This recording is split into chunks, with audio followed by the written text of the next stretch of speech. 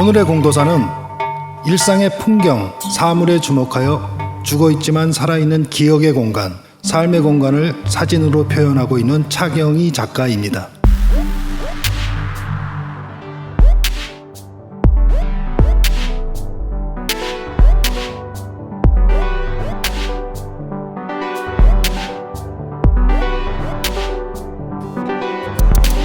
어떤 일에 아주 익숙하여 썩 잘하는 사람을 속되게 소개하는 팟캐스트. 공도사. 안녕하세요. 수다도사 은도사입니다. 안녕하세요. 호사도사 호도사입니다. 안녕하세요. 술술도사 신도사입니다. 안녕하세요. 오늘의 낀도사 심도사입니다. 안녕하세요. 자칭도사 병도사입니다. 안녕하세요. 오늘의 공도사 차경희입니다. 예, 반갑습니다. 반갑습니다. 날이 많이 쌀쌀해졌죠. 네, 갑자기. 춥던데요? 그러니까 일교차가 너무 심한 것 같아. 우리 은도사님 바로 말합니다. 이런 말을 해야죠.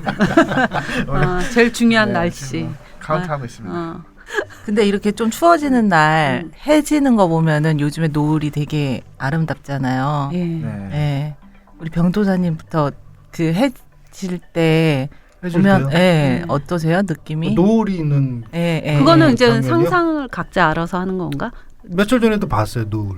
네. 해가 지는 그 하늘. 느낌. 아니면 되게 기분이 좋아지는.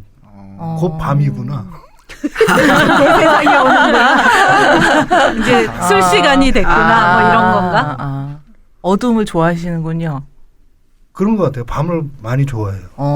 환한 거보다. 예. 은도사님은요? 저는 뭔가 하루를 정리하는 듯한 그래서 좋은 사람이랑 같이 차를 마시거나 누군가와 이야기를 하면서 뭔가 마무리하는 그런 느낌? 저는 심장이 벌렁거려요. 벌렁거리는 흥분되고 그 흥분이 막 좋아서 흥분되는 것보다 약간 차분해서 심장이 좀 뛰는 뭐 그런 게 좀 있어요. 네. 원숭이가 그렇대요.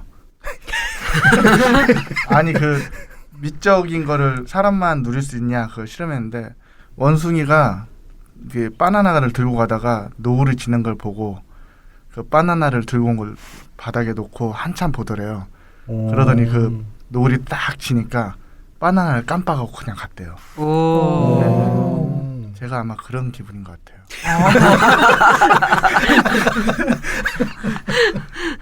저 같은 경우에는 뭘 도발하고 싶다?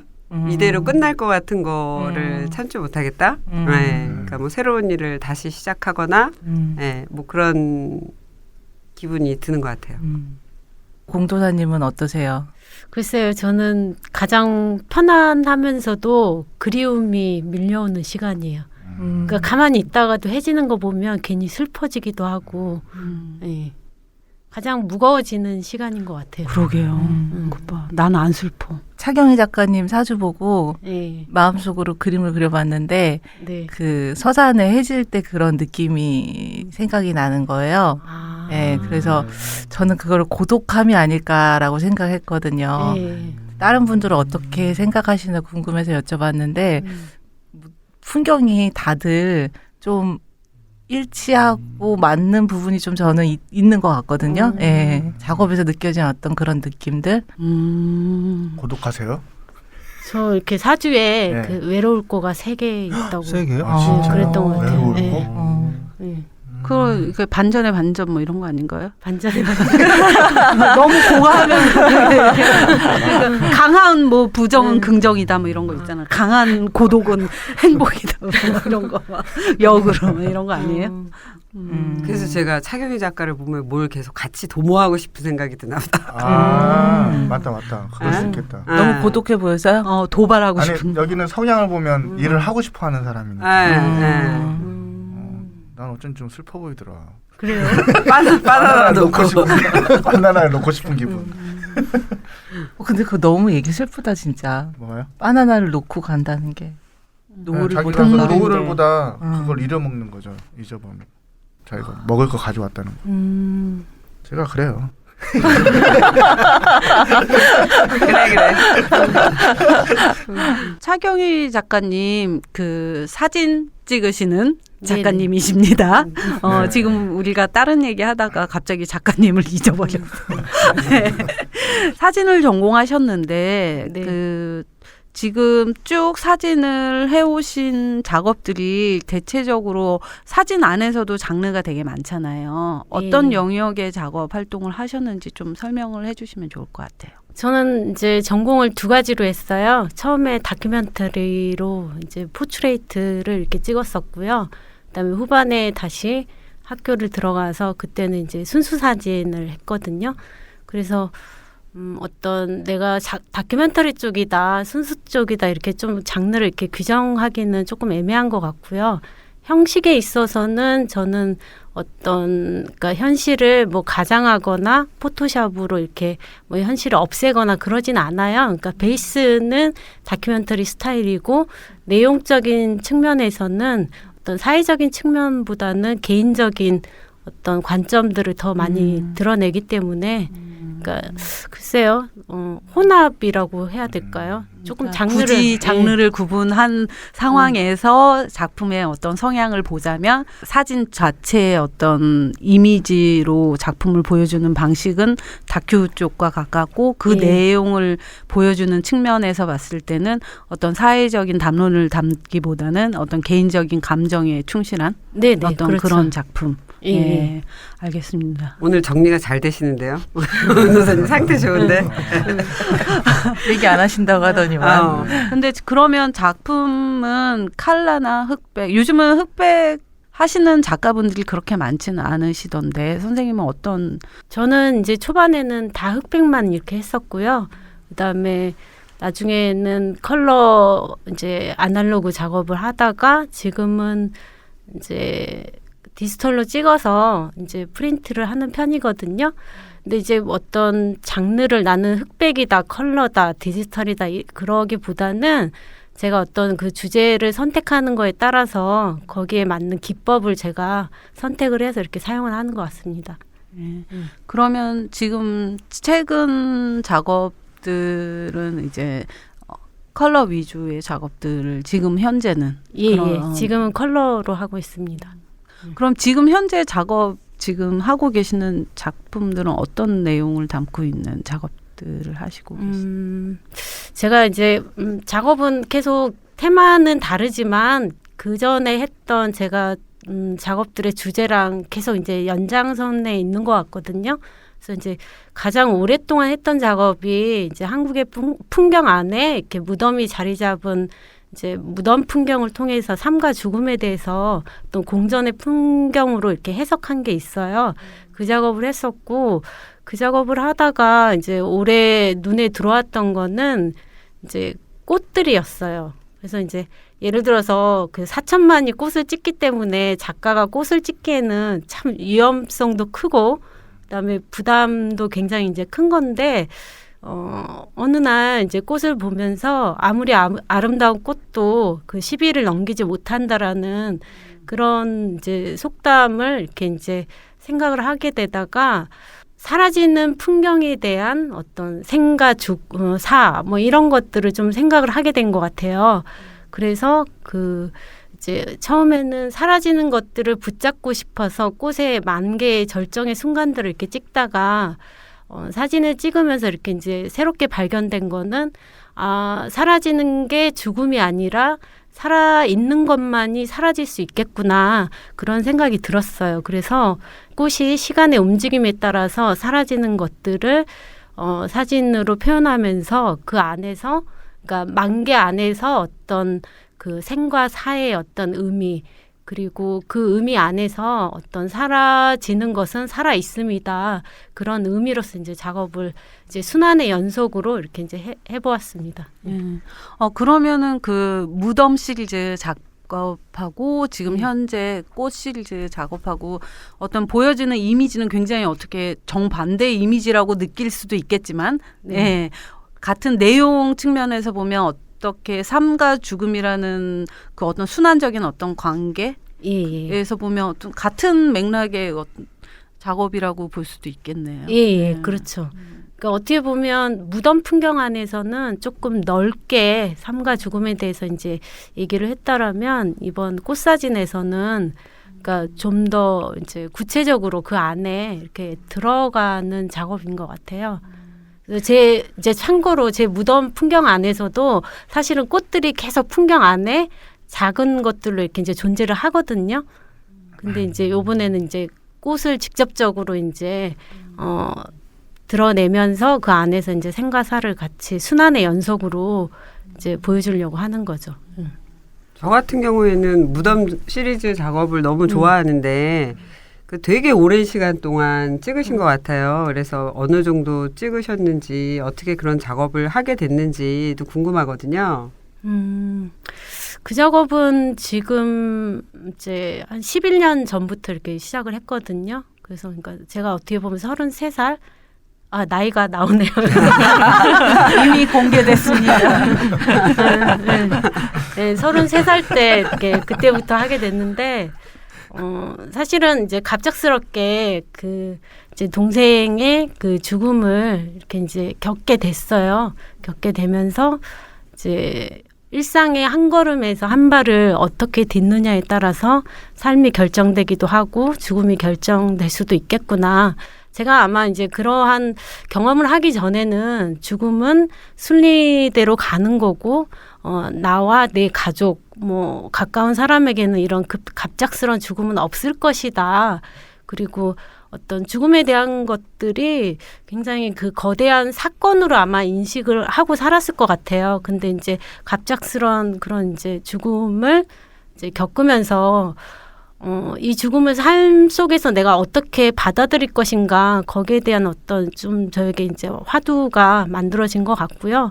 그 과정 안에서 그런 얼토당토한 죽음도 받아들이는 게 삶의 어떤 하나의 과정과 의무가 아닐까 그런 생각들을 하면서 이제 무덤 작업을 이제 시작하게 됐습니다.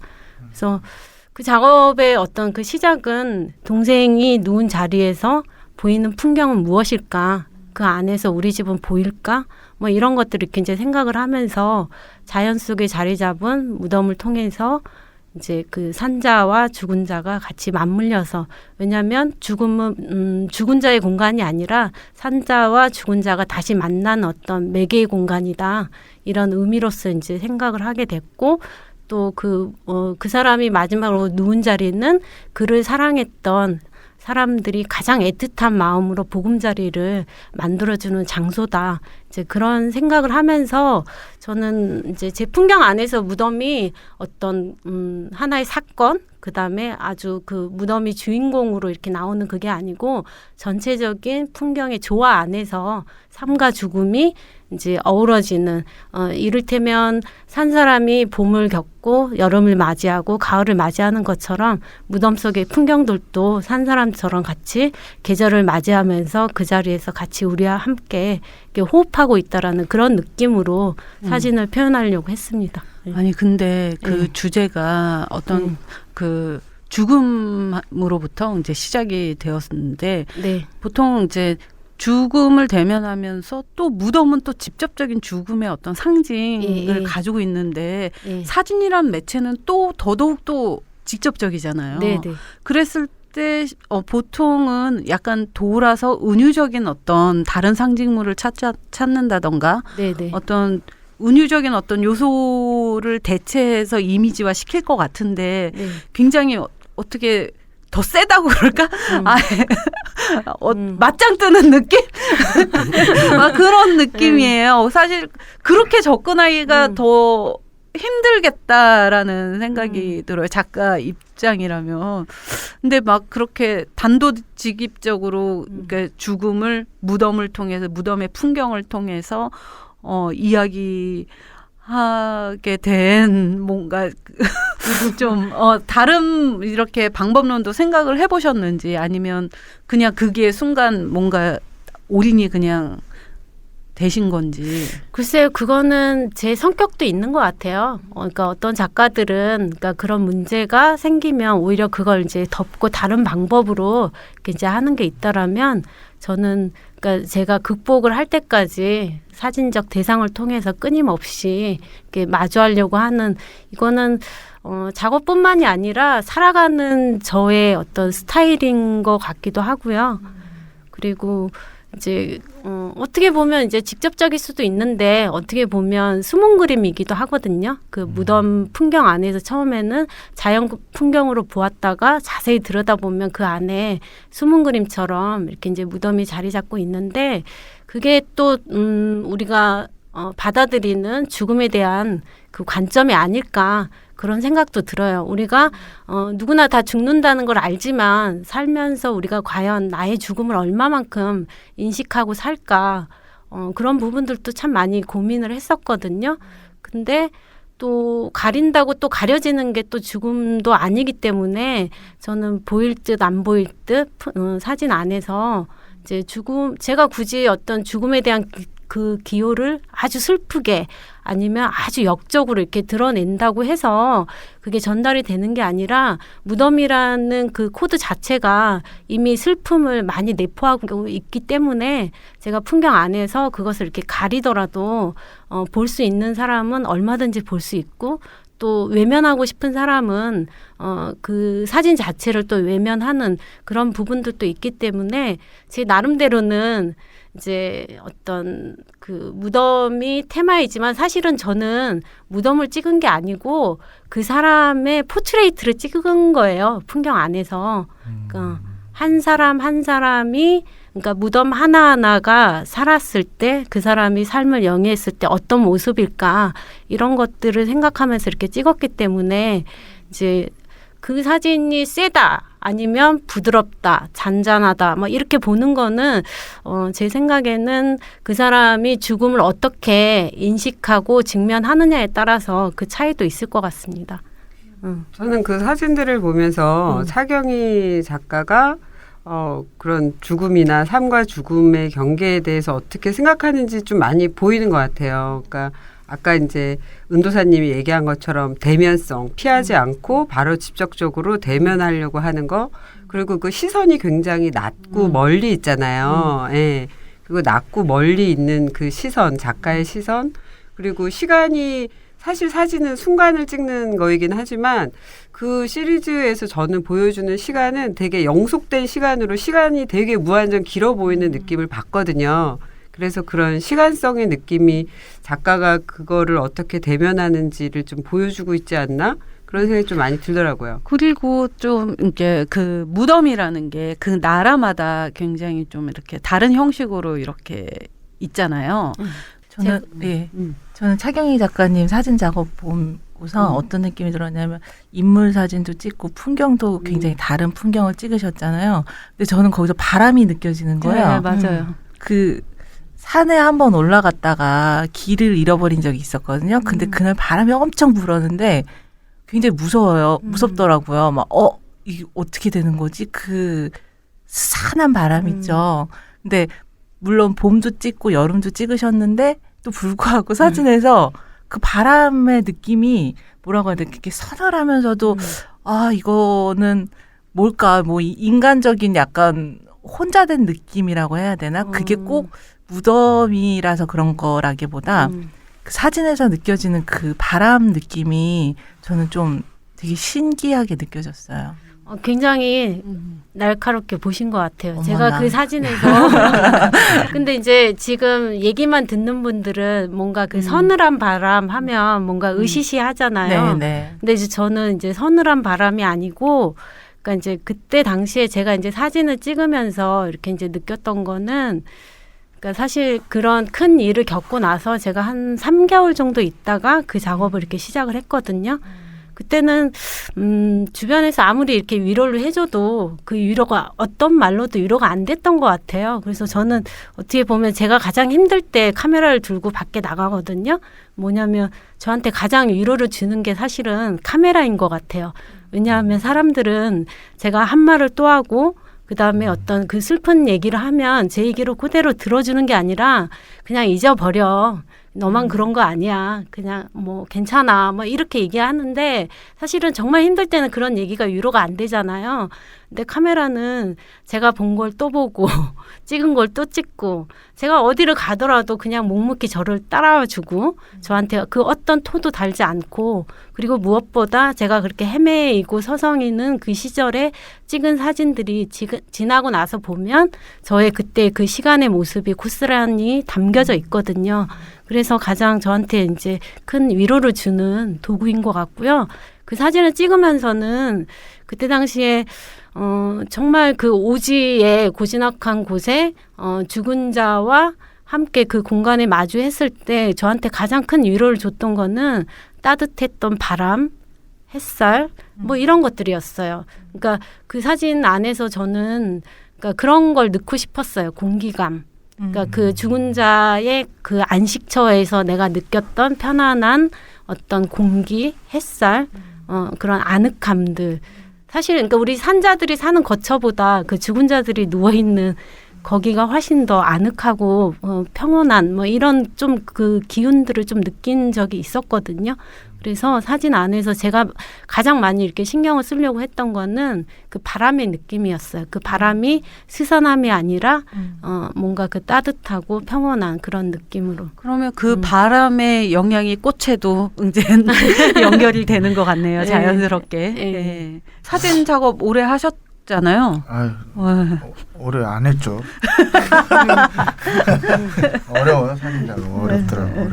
어려워서 좀 못해요, 저는. 그래서 쉬운 회화 작업하시 아니, 해야가 쉽다는 거. 쉬운 퍼포먼스. 쉽진 않죠. 하지만 뭐 사진은 저를 포용하지 않아줘요. 포용력이 없어요. 요즘 요즘 작업하고 계시는 꽃 시리즈 작업도 그냥 꽃을 찍는 건 아니잖아요. 예. 그러면 아까 전에 무덤 시리즈에서의 바람과 같이 이어지는 맥락이 있는 건가요? 실제로? 예. 그러니까 저는 어떻게 보면 또 이제 그 사진 매체가 갖고 있는 가장 큰 이제 특성이기도 한데 사진 안에서 어떤 그 시간의 흐름 이걸 굉장히 좀 어떻게 하면 시간의 흐름을 담을까, 어떻게 하면 내가 그 현장에서 느꼈던 그 공기감을 담을까 이런 것들을 많이 고민을 하거든요.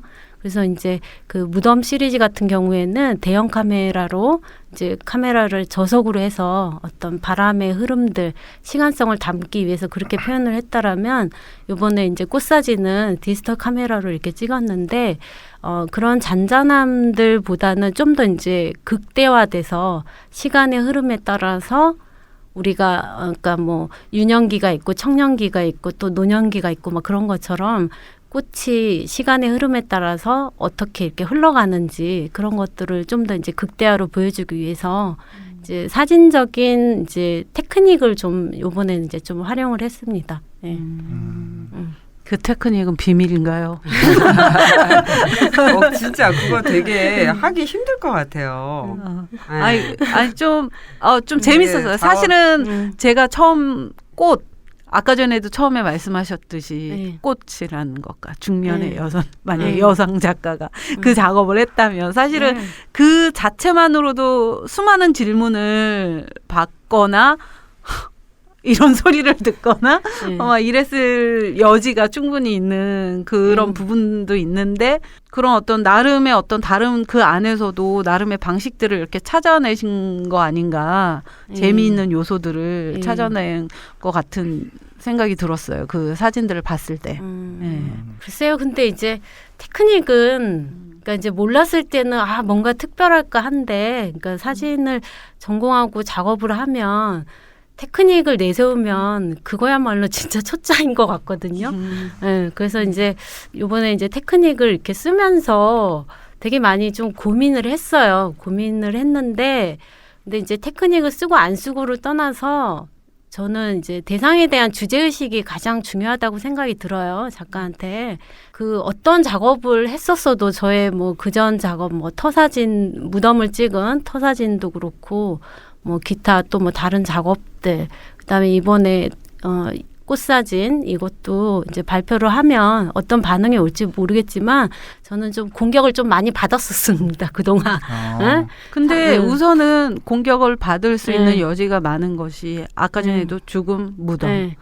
그래서 또 이제 꽃 이런 어떤 그 대상을 다루는 것이 아까 전에 제가 좀 맞짱 뜬다. 네. 약간 이런 네. 표현을 썼는데 약간 네. 그런 느낌이거든요. 그래 이거 남들이 다 이렇게 얘기하는 거 내가 다르게 한번 해볼게. 약간 그런 도전? 약간 그런 식으로 좀 느껴지는 부분이 있어요. 그러니까 예전에 이제 제가 벌써 그 터사진 찍은 게 뭐 10년 전, 11년 전이잖아요. 뭐 그때 당시에는 그랬던 것 같아요. 사진에서 죽음을 다루면 죽음이 아주 극명해야 되는 거예요. 예를 들어서 죽음, 제가 이제 그때 막 공격을 받았던 건 왜 죽음인데 컬러냐. 그리고 왜 죽음인데 이렇게 잔잔하냐. 이렇게 밋밋하냐. 이게 여기서 어떻게 죽음을 볼 수 있겠냐. 이건 산, 이건 꽃, 이건 강. 이렇게 막 공격을 받았었죠.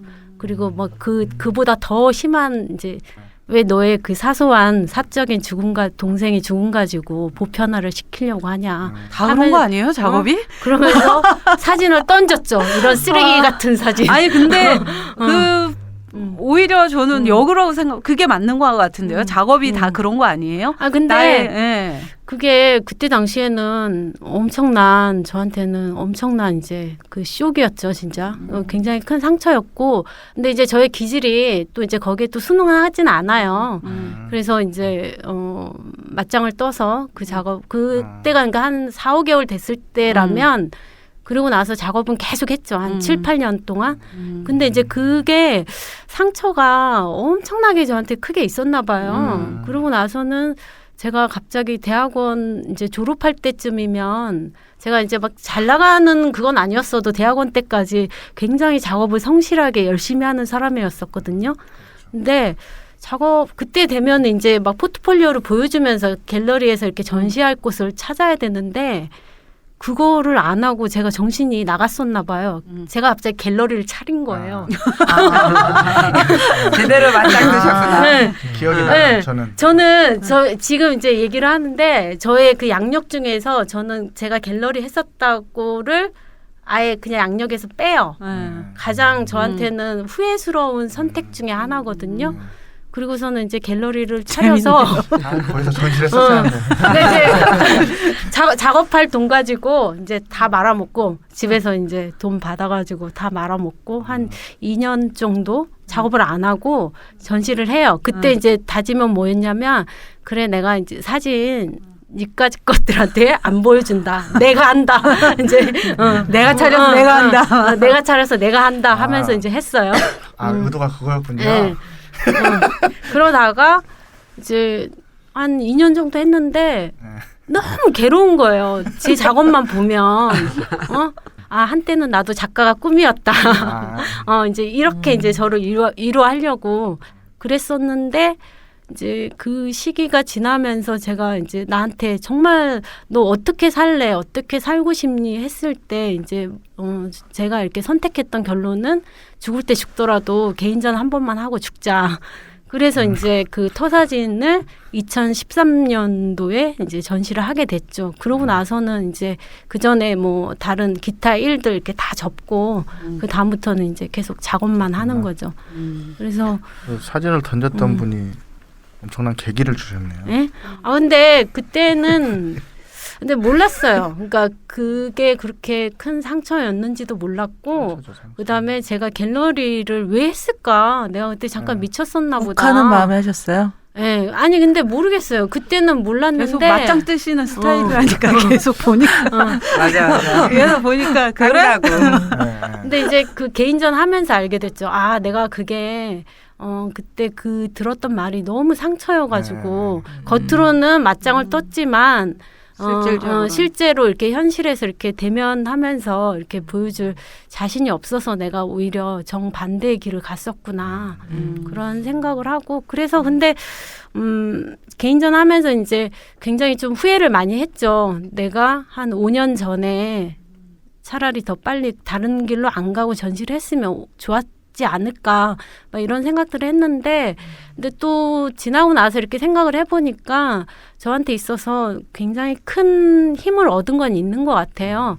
되게 재밌는 거는 똑같은 사진인데 그때는 막 쓰레기라고 그러고 이게 어디 뭐 죽음이 있냐 뭐 무덤 뭐 이게 뭐냐 하면서 막 그랬던 사람들이 이제 전시를 할 때는 또 다른 얘기들을 하더라고요. 다른 얘기들을.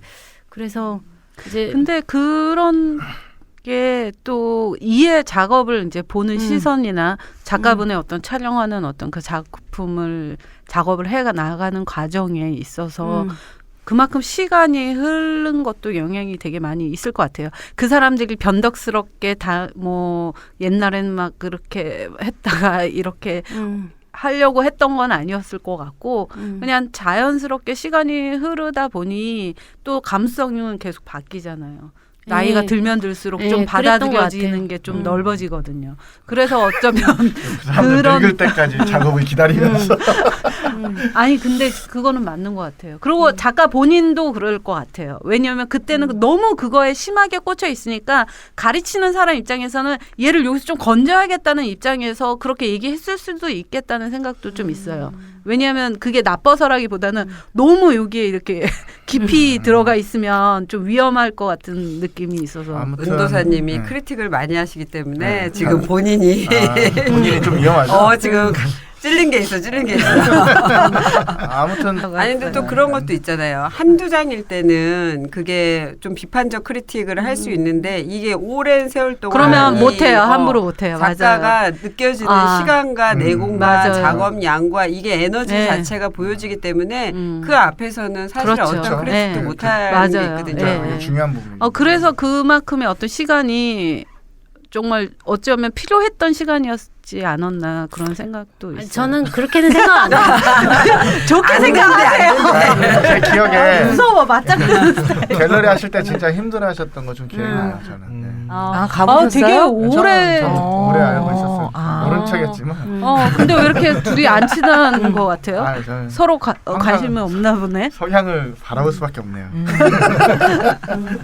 만약에 작가만 계속 했으면 이제 계속 대중을 생각을 했겠죠. 이게 네. 반응이 있나 네. 반응이 없나 막 이런 걸로 했을 텐데 그런 제가 직접적으로 이렇게 부딪히는 성향 그리고 또 작업을 하다가 갤러리를 하고 또 막 그 뭐 사진 축제에서 일도 하고 막 이런 것들을 겪으면서 타인의 입장들을 이제 또 보게 되고 그리고 그 기간 안에서 작업에 대한 그 절실함이 너무너무 막 더 커졌잖아요. 그러면서 이제 정말 크게 느꼈던 건 있었죠. 그러니까 어떤 남들이 이렇게 크리틱하고 얘기하는 좋다 나쁘다에 그런 제가 이제 그 방황의 시간이 없었으면 굉장히 거기에 많이 더 이렇게 영향을 받았을 것 같아요. 근데 이제 그 시기를 건너오고 나니까 이제 작업은 절반은 내 거고 절반은 보는 사람의 몫이지만 그 보는 사람의 몫으로 내가 어떤 나의 어떤 그 주제의식이라든지 주체성, 작가로서의 주체성 이런 거는 이제 흔들리지 말자. 네. 거기에 대한 중심은 확실하게 잡힌 것 같아요. 네. 좋은 거를 건지셨네요. 살아남아야 되니까. 근데 가장 중요한 게 그건 것 같아요. 그러면 어떤 공격을 받아도 사실은 크게 걸러서 듣고 너무 걸러들어도 문제예요. 우린 너무 아니 걸러들어. 근데 그게 중심이 잡히면 정말 이게 나한테 필요한 어떤 부분인지 아닌지까지도 그냥 그렇죠. 네. 알게 되는 것 같아요. 그냥 그러시구나. 저는 처음으로 돌아가서 어떻게 사진을 전공하게 되셨는지 되게 궁금해요. 사진은 우리가 일상적으로 많이 찍어보기도 하고 좋아하기도 하고 막 그러잖아요. 근데 전공을 하기까지는 사실은 좀 쉽지 않았을 것 같은데 어떻게 사진을 전공으로 시작하게 됐는지 궁금하거든요. 그러니까 제가 29에 학교를 갔거든요. 사진학과를. 늦게 가셨네요. 그러니까 사진을 하기 전하고 하고 난 다음에 삶이 180도 이렇게 바뀐 것 같아요. 그전에는 이제 하고 싶은 게 없어가지고 이제 그냥 보통 이렇게 직장 생활 하면서 그냥 평범하게 이렇게 살았었죠. 그러다가 28쯤 됐을 때 갑자기 내 나이 서른의 어떤 나의 인생을 이렇게 펼쳐보니까 너무 그냥 별 볼 일 없는 거예요. 그래서 이렇게 살면 그냥 30, 40 계속 그냥 이렇게 별 볼 일 없이 살 것 같은데 그래서 이제 어떻게 할까 고민을 하다가 사진은 사실은 이제 초등학교 때부터 하고 싶었었거든요. 졸업식 때 이렇게 찍은 그 사진에 어떤 그 맛을 이제 내가 생각한 대로 찍은 게 이렇게 결과물로 나오는구나. 그 경험에 그 맛이 있었는데 그냥 이렇게 실천은 못하고 그냥 막연한 꿈으로만 갖고 있다가 이제 28에 이제 어떤 내 인생의 변화를 30 전에 한번 줘봐야겠다 해서 이제 29에 이제 사진학과를 갔죠. 그래서 전문대 백제를 들어가서 거기서 이렇게 이제 사진을 하고 다시 편입을 해서 이제 중앙대로 이렇게 들어간 거예요. 그러면서 지금 이렇게 생각을 해보면 그때 28까지는 정말 그냥 평범한 그런 사람으로 이렇게 살았던 것 같아요. 그러다가 이제 사진을 하면서 내가 어떤 사람인지 그리고 내 안에 어떤 그런 강함들 있잖아요. 이렇게 타협하지 않은 강함들 그런 것들을 이제 발견하기 시작한 것 같아요.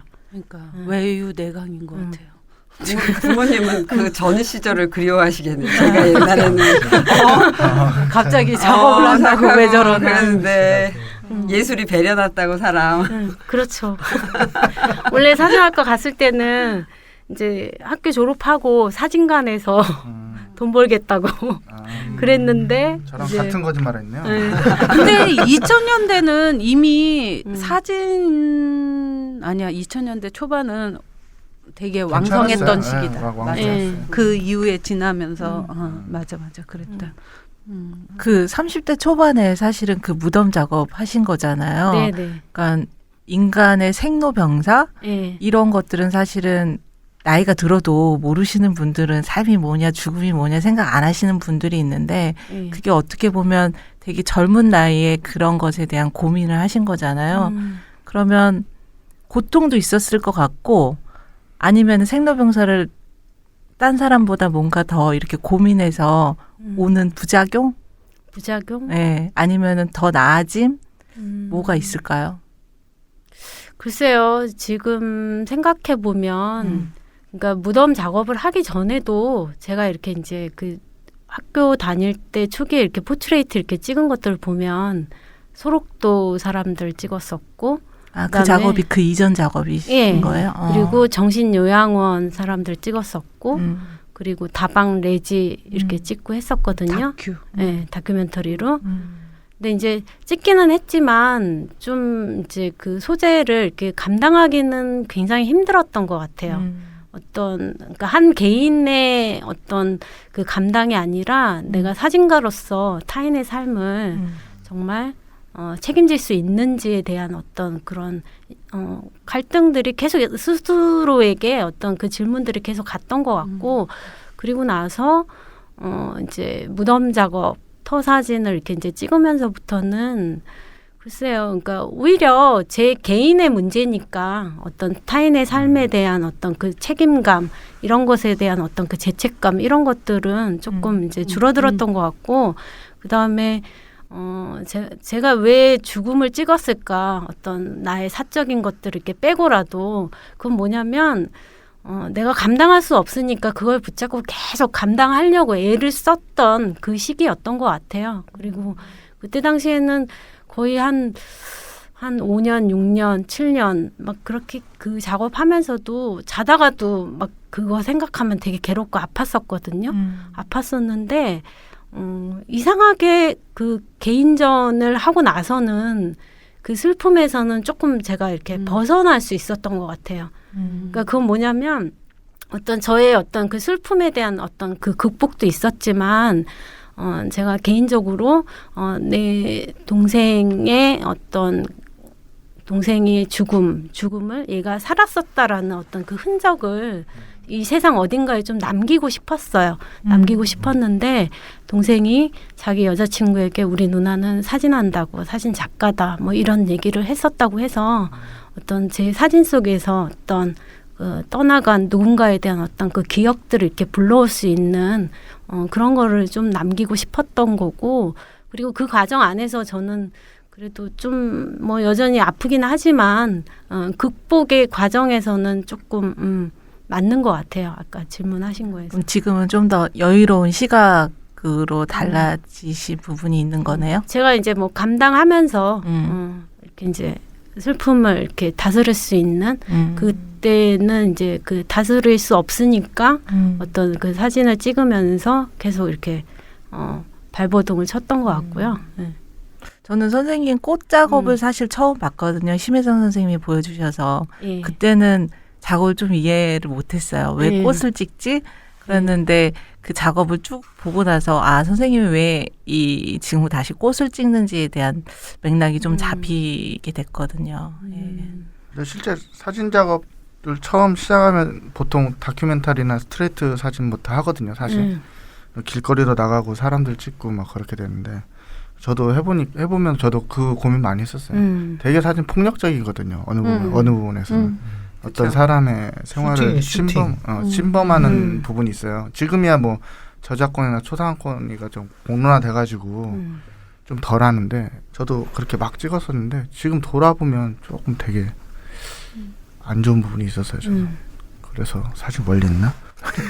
그래서 바다를 내려놨나? 그러니까 그런 게 어떤 진실성 여부에 따라서 달라질 것 같아요. 쉽지는 않을 것 같아요. 특히 이제 그쪽 하다 보면 결국 뭐 소외된 사람들 기록하고 예, 다 항상 그런 그런 식으로 식으로 시작을 하거든요. 그렇죠. 근데 저는 그래도 네. 또 이제 부자들만 찍는 사람 없나요? 아니. 어디? 그러니까 사진에서 저는 다큐멘터리 사진 찍는 사람들을 네. 저는 가장 존경해요. 네, 네, 맞아요. 그럼요. 정말로. 네.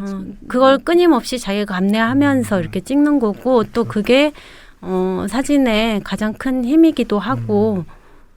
저희가 아까 전에 딱 이거 물어보려고 그랬었어요. 아까 전에 그게 어떤 개인의 어떤 아주 지극히 개인적인 어떤 감정과 사건, 나의 사건을 가지고 이제 작업하는 걸 가지고 문제를 삼았다고 아까 이야기를 했을 때 내가 막 이 안에서 그냥 허우적대고 있는 나와 이 조금 이제 한 발자국 밖으로 세상 밖으로 뭔가 소통하는 지점이 필요하잖아요. 모든 작가들이 개인의 어떤 나로부터 항상 시작을 해요. 사실은 모든 사람들이. 네네. 하지만 나로부터 시작을 한 것들이 외부와 소통을 하려고 할 때는 여기에서 조금 더 한 발자국 더 나아가서 어떤 소통할 수 있는 지점으로 보통은 이렇게 작업이 되어지거든요. 근데 그래서 그런 차이가 아닐까 하는 생각이 들었어요. 글쎄요. 그러니까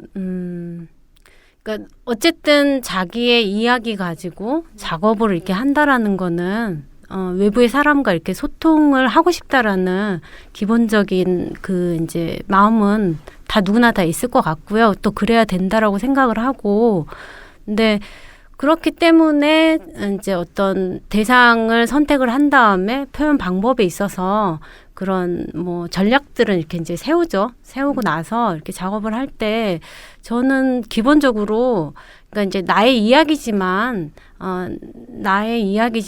이것 가지고 다른 사람들과 이렇게 소통을 하려면 그 안에 어떤 그 장치가 대중을 향한 미끼라고 저는 생각이 들어요.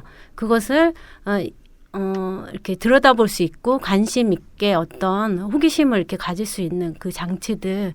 근데 이제 중요한 거는 소통을 하기 위해서 대중의 기호로 이렇게 들어가는 게 아니라 그 대중이 나의 어떤 그 장치 안에 호기심의 미끼로서 이렇게 걸려 들어올 수 있는 그 장치가 이렇게 이제 필요하다고 생각이 드는데 그게 그 과정에서 내가 빠져나왔다 그거는 이제 전시를 통해서 내가 빠져나왔다라는 거를 알 수 있는 것 같아요. 제가 이렇게 작업을 100장, 200장 해도 그 안에서는 계속 나의 방 안에서 이렇게 뭔가를 이렇게 정리하는 거고요. 세상 밖으로 나와서 갤러리라는 그 공간 안에서 작품을 보여줬을 때 내가 얼마만큼 갇혀 있는지 혹은 얼마만큼 빠져나왔는지를 그 과정을 통해서 스스로가 이렇게 정리를 하는 것 같아요. 요즘에 좀 기계도 좋아지고 네.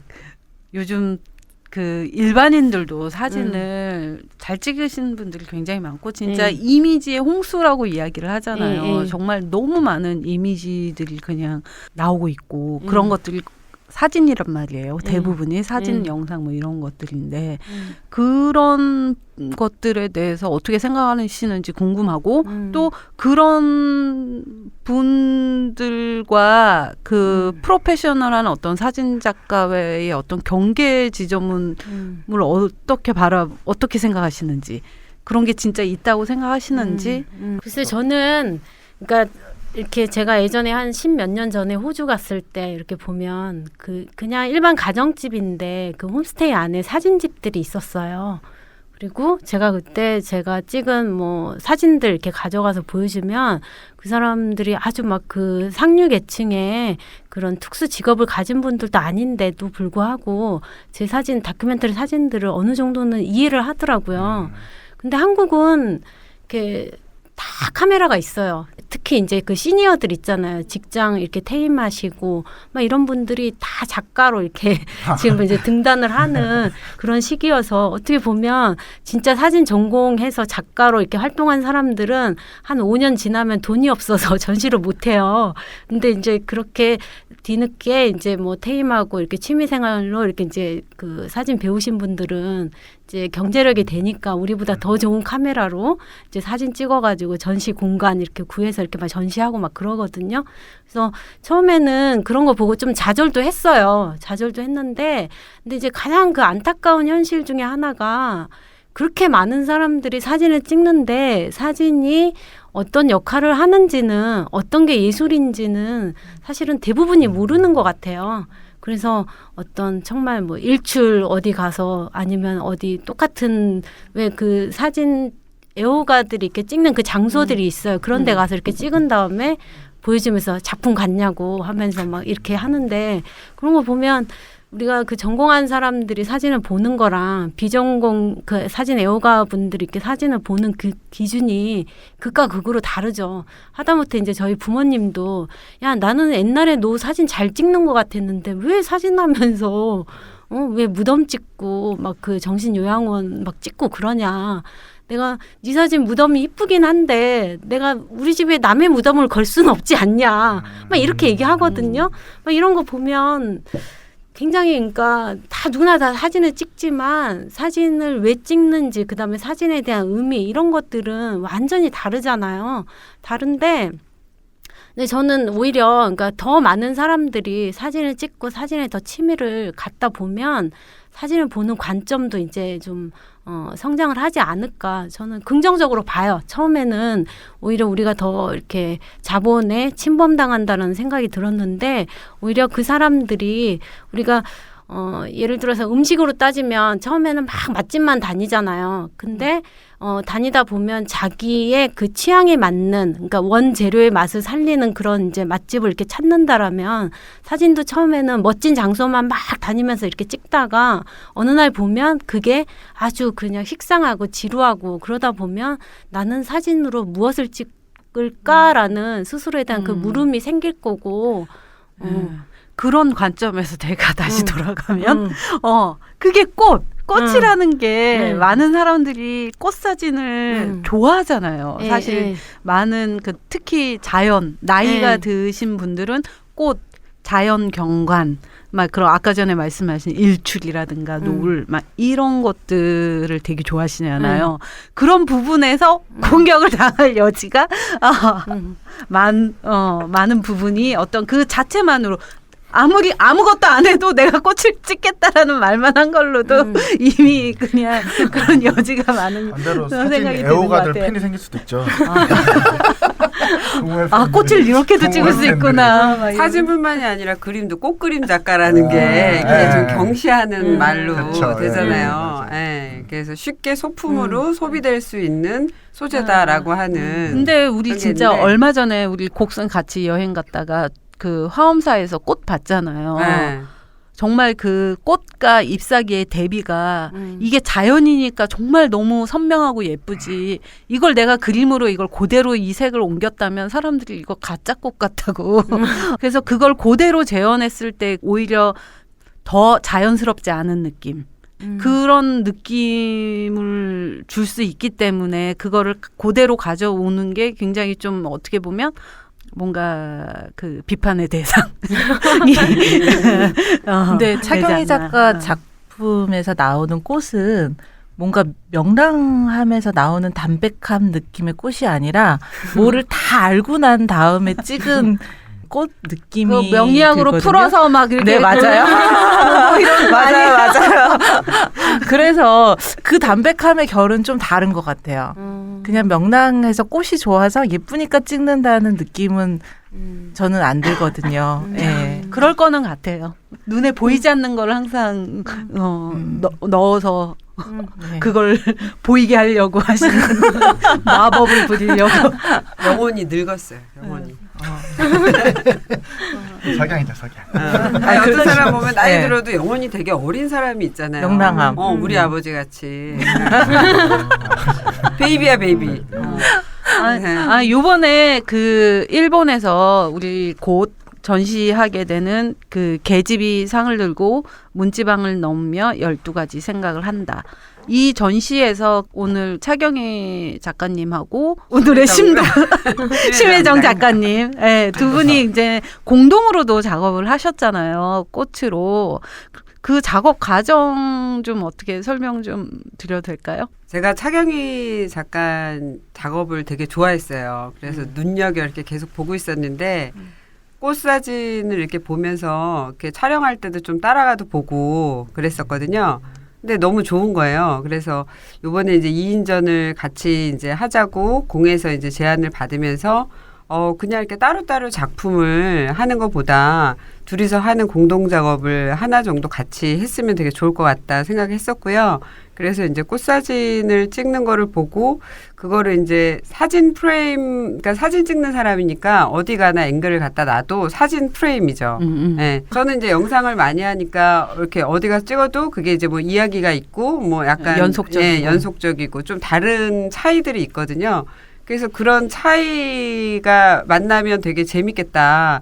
그래서 사진 프레임대로 찍되 그걸 이제 요즘에 이제 그 DSLR에 동영상 기능까지 다 들어가 있으니까 동영상으로 찍어서 좀 이렇게 연속성을 갖는 사진을 찍었으면 좋겠다 이제 얘기를 제안을 드렸고요. 그래서 이제 그 사진을 이제 찍었어요. 동영상을 이제 찍었고 그 보면서 이제 이거를 엮어가지고 되게 재밌는 이야기들을 할 수 있겠구나 그러면서 서로 이제 조금씩 작업해 나가고 코멘트하고 서로 이제 뭐 사적인 이야기부터 뭐 작업 이야기부터 하면서 주거니 받거니 하면서 이제 자연스럽게 그런 작업들이 나오게 된 것 같아요. 네.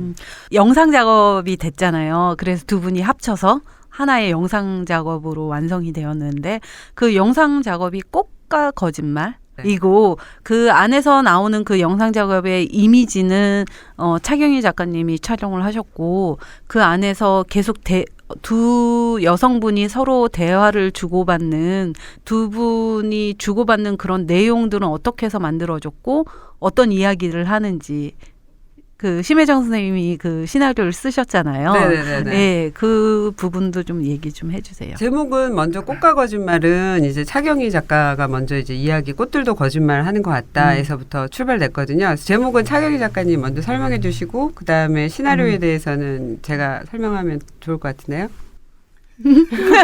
넘겼어. 바로 그냥.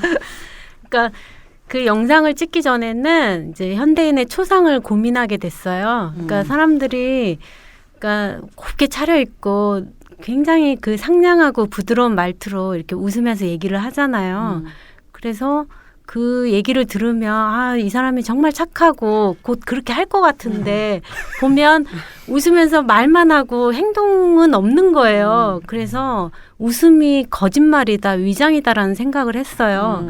그거를 이제 한 작년 겨울쯤에 이렇게 이제 생각을 했는데 그러다가 이렇게 이제 꽃들을 가만히 이렇게 이제 지켜보는데 꽃들이 어쩜 이렇게 하나의 줄기에서 빨간색이 나오고 노란색이 나오고 이렇게 화려한 색을 낼 수가 있을까? 그거를 이제 유심히 보다 보니까 꽃들은 움직일 수가 없잖아요. 한번 뿌리를 내리면. 그리고 벌이 찾아오려면 그러니까 어떻게든 유혹과 유장을 해야지만 이제 벌이나 나비가 나에게 이제 올 수 있으니까 이게 하나의 아름다움일 수도 있겠지만 누군가를 유혹하기 위한 어떤 위장일 수도 있겠다 그런 생각을 했어요. 하면서 이제 그런 꽃과 거짓말 이야기를 이제 생각하게 됐죠.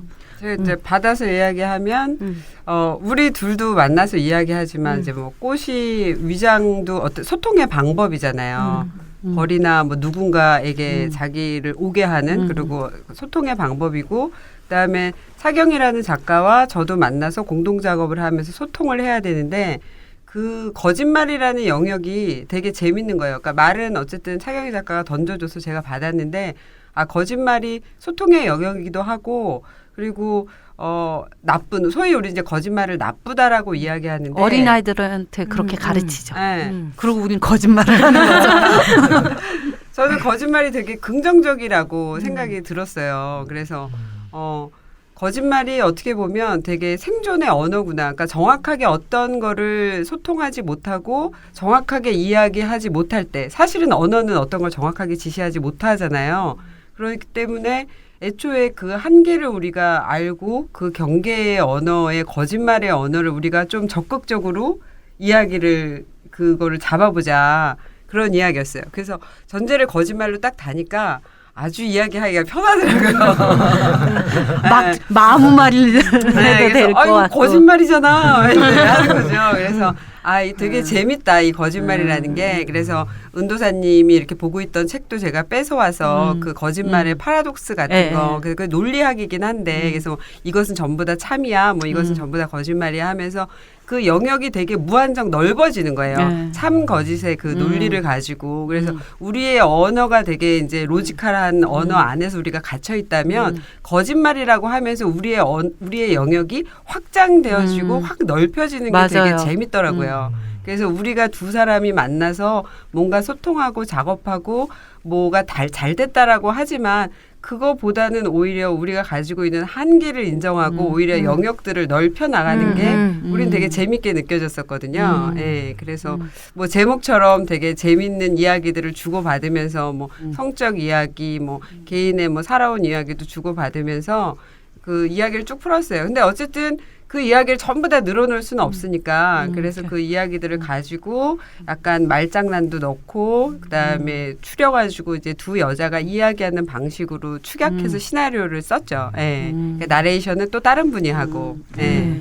궁금하면 일본으로. 저는 한번 들었어요. 처음 딱 대사가 그냥 귀에 솔깃하게 녹음하자마자 저는 들었거든요. 뭔데요? 뭔데요? 처음 대사? 첫 대사가 네. 읽어드릴까요? 난 흥분하면 젖이 나와. 거기까지만. 그 첫 대사는 아니에요. 뒤에 중간에 나오는 건데. 이것만 기억나네? 그게 머리에 딱 들어오니까 그게 첫 대사라고 느껴졌던 건데. 내 이야기는 거짓말이 아니야. 난 흥분하면 젖이 나와. 말도 안 돼. 거짓말. 이건 정말이야. 넌 거짓말만 하잖아. 항상 거짓말 하는 건 너잖아. 무슨 소리야. 근데 중요한 건 그게 아니잖아. 중요한 건 나에게 젖이 나온다는 거야. 그런 사람이에요. 좀 바나나 넣고 그런 사람이에요. 수고하셨어요. 오늘 창희 작가님 잘 차려입고 오셨는데. 아니 그냥 평상시 모습이에요. 아니 또다 거짓말이야 거짓말. 아까 사람이 잘 차려입으면 거짓말하고 한다. 지금까지 한 건 다 거짓말인가 해서. 오늘까지 한 말 다 거짓말입니다. 언제예요 전시? 11월 11일부터 11월 26일까지 이시카와현 카나자와 시에 있는 카포 갤러리오고 카나자와 아트붐이라고 하는 두 곳에서 전시합니다. 다시 해요. 그냥 한 건데. 어수라니. 그냥 말씀. 저 일본 가요 그냥. 1년 만에 가는 거죠? 그렇죠. 그기는 1년 만에 가는 그렇죠.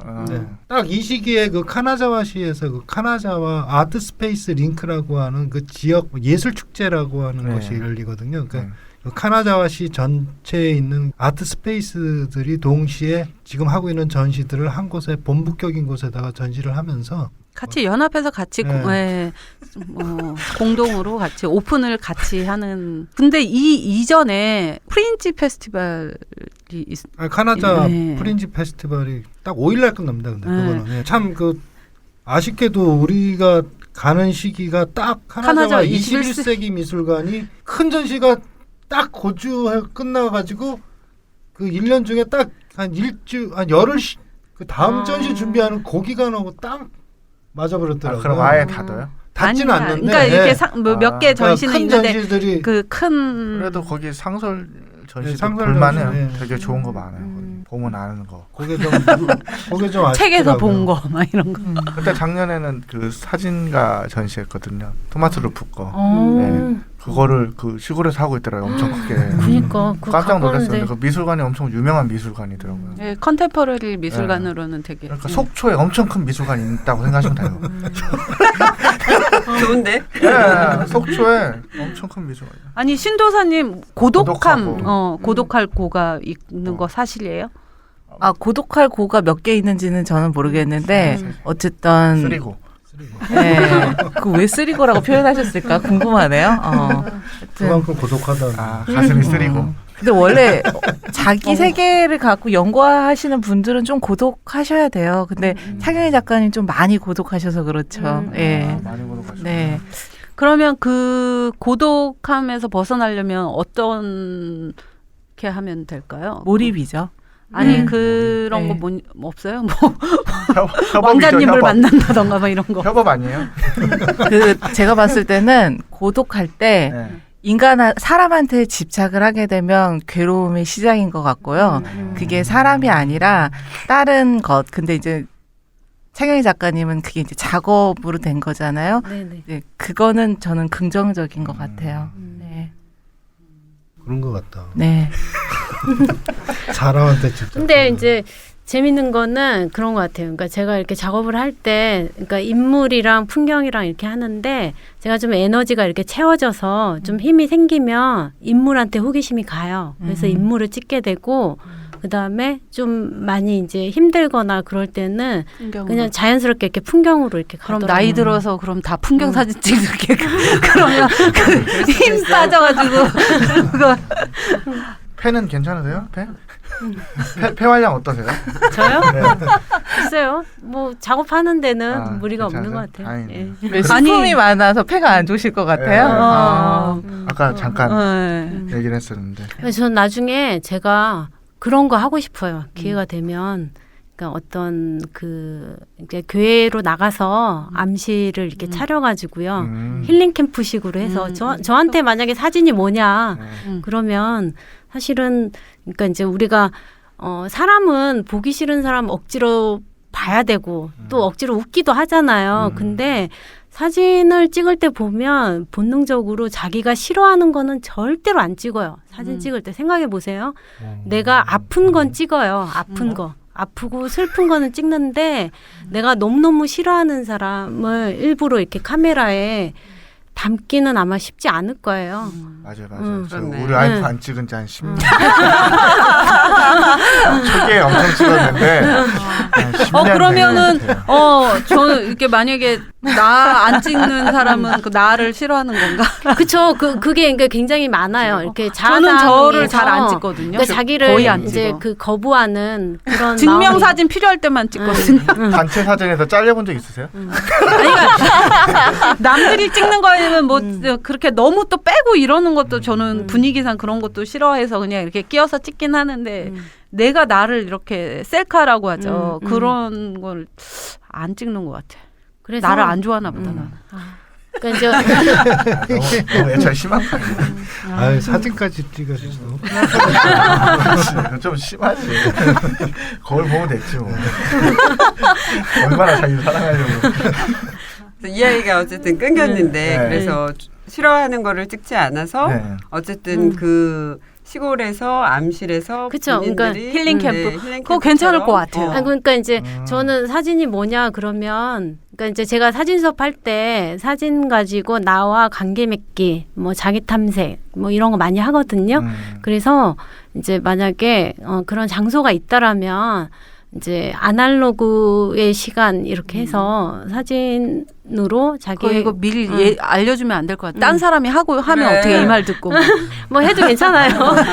그래서 상관이 이제 있어요, 있기는. 사진을 찍으면서 그러니까 디지털이나 막 이런 거 이제 현대인들은 1분 1초 늘 뭐 잠깐도 머무르면 시간이 없잖아요. 잠깐 머무르면 또 핸드폰 보고 하는데 어떤 장소에서 한 일주일 정도 뭐 사진 체험인데 사진 체험이 나의 휴식 시간 뭐 그렇게 해서 나를 찾아서 뭐 이런 걸로 해가지고 흑백으로 사진 찍고 흑백으로 현상하고 흑백으로 이렇게 프린트하면서 그 공간에는 이제 핸드폰은 이제 제외시키고 한 일주일 정도 그 아날로그의 그 시간으로 통해서 이제 뭐 어떤 그럼 자기를 그게 막 전자제품 다 없어야 되는 거 아니야? 막 밥도 막 불 때서 해먹고 막 끼니 때마다 재밌겠다. 그럼 좋지 않겠어요? 그거 해야죠. 그러니까 모든 게 다 아날로그로만 해야 돼. 수련회네요, 막. 수련회. 극기 훈련 아니야? 요즘 수련회가 아니라 그 정도. 제가 영정사진 가끔 찍거든요. 스튜디오 하니까 사진만 하니까. 음. 그 찍을 때 그 부모님한테 감히 그 영정사진이라고 말을 못해요. 자식분들이 올 때.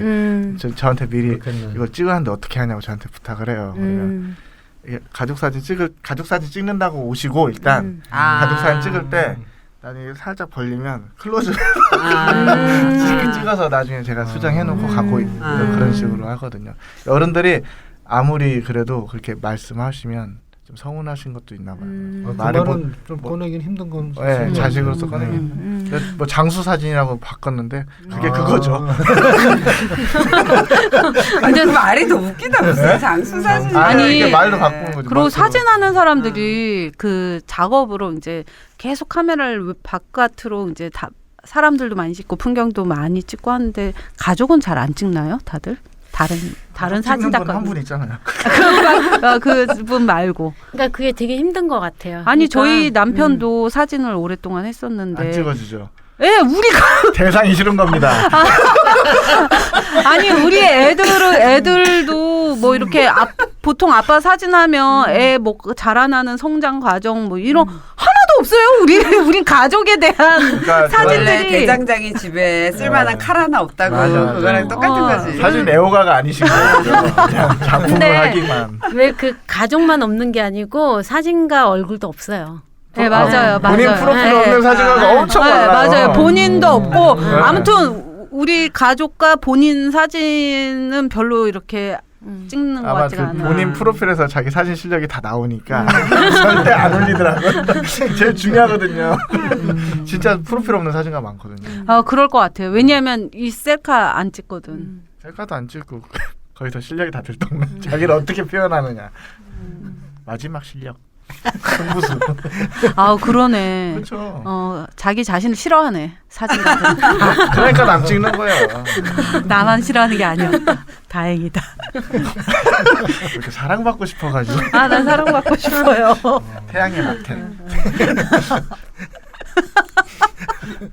뭐 좀 좋은 뭐 이런 거 좀 없어요? 고독한 거 빼고. 고독한 거 빼고는 없어요, 이제? 앞으로 좀 이렇게 하면 더 잘 되겠다. 뭐 이런 거. 차경희 작가님은 당연히 작가 생활을 하시는 거고 네. 부수적으로 갖고 있는 아주 좋은 점이 좋은 제자를 잘 가르칠 수 있는 인성이 있으세요. 예, 그래서 학생을 가르치지 않으시나요? 가르쳐요. 예. 그러면 학생들은 참 좋은 선생님이라는 생각을 많이 할 것 같아요.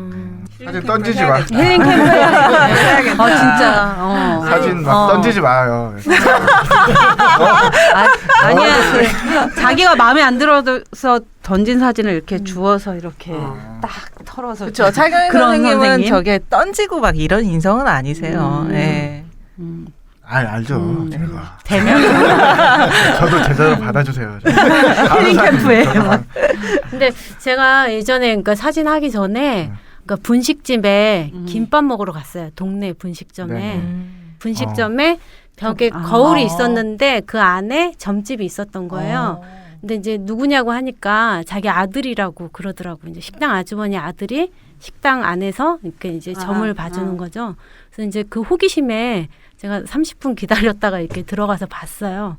봤는데 그 사람이 저한테 뭐 하냐고 그래서 그냥 직장 생활 한다고 그랬더니 저한테 사주에 3가지가 나온대요.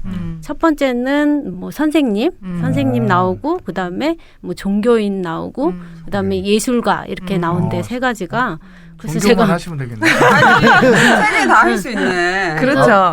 그래서 제가 그랬죠. 저는 많이 배우지 못해서 선생님을 할 수가 없고 그때 그다음에 생각을 안 하셨구나. 그다음에 가진 종교도 없다. 그리고 타고난 재주도 없어서 예술가도 못 된다. 그랬더니 그 사람이 그래도 사주에 그렇게 나온다는 거예요.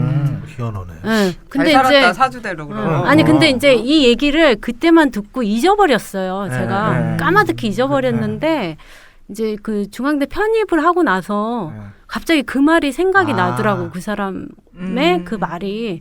그래서 그 사람이 그랬네. 근데 이제 어쨌든 그때는 이제 제가 뭐 수업을 안 했으니까 근데 우연찮게 대학원 마칠 때쯤 이제 강의가 들어오고 그러니까 그러니까 작업은 되게 힘들게 하거든요. 제가 작업은 뭐가 이렇게 막 되려다가도 안 돼. 그러니까 작업 혼자 하는 거는 잘 되는데 뭔가 이제 다른 이제 뭐 공개적인 거에서 뭔가 이렇게 진행을 하면 뭐 진행을 해서 뭔가 이렇게 뭐 공모전에 뭐 하거나 그러면 그런 거에는 굉장히 그 우여곡절한 사연은 다 갖고 있어요, 제가.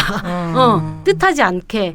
근데 이상하게 이렇게 뭐 강의자리나 뭐 수업하는 거 이런 거는 노력하지 않아도 되게 그냥 우연찮게 이렇게 자연스럽게 이렇게 들어오고 그러더라고요. 선생님이 천성이시네요. 이제 종교만 가지시면 되겠네요. 종교가 종교 지금 없으시죠? 힐링 캠프 그거 그래. 딱 맞겠다. 도사님들 진짜 도사님들이시네요. 다 왔네요 이제. 됐어. 근데 저는 그 무엇보다 작가가 되고 싶어요. 저는 제가 뭐 수업을 하든 뭘 하든 그런 거는 작업을 하기 위한 수단인 거지. 그러니까 뭐 좋은 선생이 되기 위해서 아니면 이게 나한테 천직이니까 그러면서 어떤 좀 작업을 놓고 싶거나 그런 마음은 없는 것 같고. 작업은 기본으로 깔려 있는 거죠. 앞으로의 얘기를 묻고 싶었는데 자연스럽게 이야기를 다 해주셨네요. 우리 술술도사님 항상 작가분들 직업을 찾아주시거든요. 김소란 작가는 악세사리 가게를 지금 열심히 뭐 만들고 있어요. 아 진짜요? 이번에 팔기로 했어요. 악세사리. 좋은데요. 근데 이런 말씀도 많이 하시더라고요. 그러니까 다른 데서 이렇게 점 보면 나중에 나이 먹으면 제자들이 되게 많을 거라고 저한테. 근데 저는 그때는 제가 그렇게 막 이렇게 또 학자 스타일도 아니고 막 그렇다고 막 공부를 막 성실하게 하는 그런 것도 아닌데 작업은 사주에서 어떤 방향 막 이런 거 안 나오나요? 어떤 방향이셨으면 좋겠어요? 사람이 다 삶과 죽음에 대해서 기본적으로 인간으로 태어났기 때문에 고민하잖아요. 네네. 근데 그걸 깊이 있게 성찰하면서 표현할 수 있는 부분은 저는 굉장히 다른 부분이라고 생각해요. 근데 차경희 작가님 작품이 어떤 죽음과 삶의 어떤 고뇌하는 부분을 다른 사람이 느껴보지 못한 어떤 심경까지 가서 표현하시는 그 능력은 아무나 갖지 못하는 그런 게 아닐까. 예.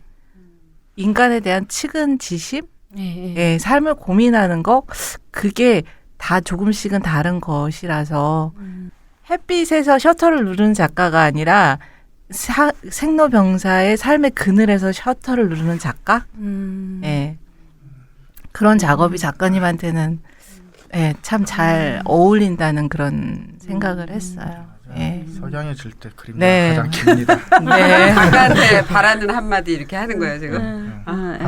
저도 바라는 한마디 있어요. 차경희 작가에게 제가 바라는 거는 예의가 좀 없어졌으면 좋겠다는 거예요. 너무 예의 바르. 그건 제가 좀 알려줄 수 있어요. 근데 그게 아까 얘기했지만 자기가 사람들하고 있으면 다 예민해갖고 막 다 본다 그랬잖아요. 그래서 이렇게 어쨌든 신경 쓰게 된다. 그래서 사람들을 너무 배려하고 너무 예의가 있는 거예요. 그래서 좀 그렇게 예의가 좀 없어도 되지 않을까 그런 바람이 있습니다.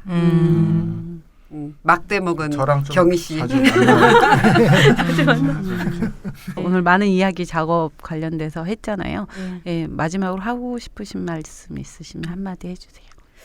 글쎄, 그러니까 제가 수업하면서도 얘기하는데, 그러니까 요새 드는 생각이에요. 요새 드는 생각인데, 예술은 거창한 게 아니라, 그러니까 저한테 있어서 예술이 뭐냐고 이렇게 물어보면, 그러니까 뭐 그게 뭐 종교든 뭐 사진이든 또 뭐 글 쓰는 사람은 글을 통해서 그러니까 자기가 살아가는 이야기를 타인과 그러니까 소통하는 그 과정의 하나이고 그 과정은 자기를 지나온 삶을 반성하고 또 내일의 삶을 꿈꾸는 성찰의 과정이 아닐까 그런 생각을 해요. 그래서 저는 사람이 가장 그 경계점이 큰 게 경계점의 시작이자 경계점의 끝이 경험과 비경험의 차이인 것 같아요. 그래서 어떻게 보면 저희 작업이 너무 막 거창할 수도 있잖아요. 삶과 죽음 막 이러면은. 근데 그렇게 보지 마시고 우리가 어떤 일을 겪었을 때 내가 그것을 경험했을 때와 경험을 하지 않았을 때의 그것을 받아들이는 그 관점은 어마어마하게 저는 다르다고 생각을 하거든요. 그래서 이제 제가 그 터사진에서 무덤 작업을 이렇게 찍으면서 이렇게 느꼈던 건 제가 그러니까 제일 무서워하는 게 귀신이에요. 주차장에서 막 없는 걸 무서워하시는구나. 막 그 차 대고 막 이럴 때 막 귀신 나오지 않을까, 아니면은 그 지방 오지 막 가서 그 혼자 있을 때 어두울 때 뭔가 나타나지 않을까. 막판에 약점을 보여주시는군요. 막 그러는데 다음에 귀신 사진 찍겠는데 맞짱 뜨려고. 그 시기를 이렇게 극복할 수 있었던 게 내 동생도 그 무서운 귀신이 되었는데. 나는 그 귀신이라도 내 동생을 정말 1초라도 한번 봤으면 좋겠는데 라는 그 생각을 하니까 좀 그런 그 두려움들을 이렇게 극복할 수 있겠더라고요. 그 두려움을 갖고 경계를 한다라는 거는 그 두려움이 나에게 올까봐 이렇게 경계를 하는 거잖아요. 그 관계의 형성이라는 게 내가 타인의 어떤 그 경험을 내가 자연스럽게 받아들이려고 하는 그 태도와 그다음에 경계로서 이렇게 뭔가 그 차단하려고 하는 그 태도, 그 차이에서 엄청난 그 갭이 생기는 것 같거든요. 그래서 저는 좀 오늘 이제 얼결에 제가 주인공이 됐지만 제 작업을 이렇게 보실 때 뭔가 삶과 죽음에 대한 그런 거창함으로 보는 게 아니라 나의 경험과 비경험의 그 사이에서 내가 얼마나 많은 경계에 대한 틀을 갖고 있었는지 그걸 한번 좀 생각해 보시면 저는 굉장히 좋을 것 같아요. 네. 아무튼 좋은 말씀 너무 감사한데 감사합니다. 마지막에 귀신을 무서워한다. 네, 알겠습니다. 뒤에 뭔가. 네. 감사합니다. 수고하셨습니다. 수고하셨습니다.